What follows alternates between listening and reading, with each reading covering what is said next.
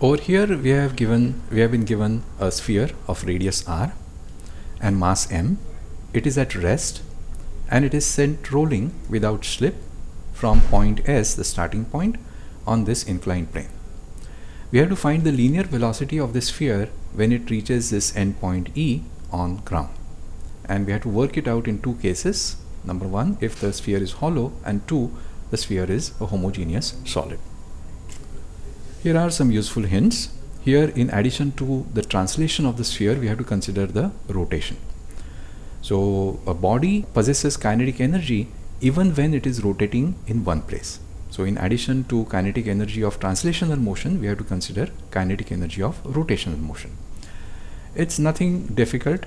Just replace a few quantities from translational domain to rotational domain. Say instead of mass, use moment of inertia. Instead of velocity v, use angular velocity omega.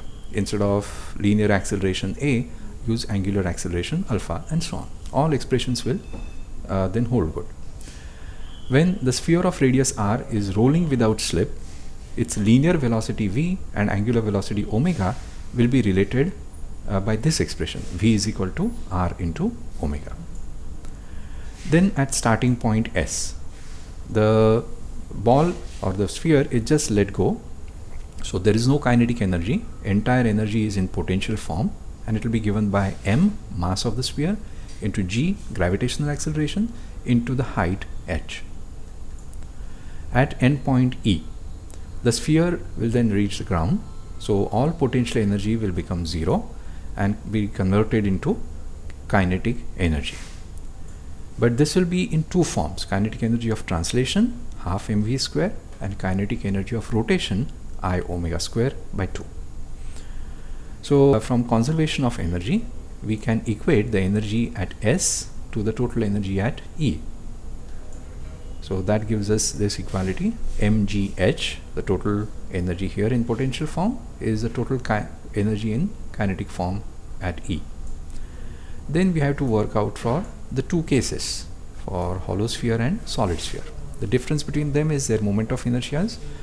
For hollow sphere it is little higher, mr square, where for solid sphere it is 2 upon 5 mr square.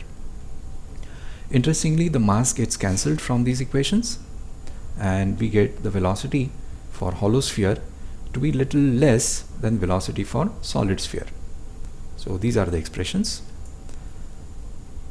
Now if you want to work out what the accelerations were, use the expression v square, final velocity square, is equal to u square, the initial velocity square, plus 2a into s, where a is acceleration, s is the distance covered. This is the distance covered.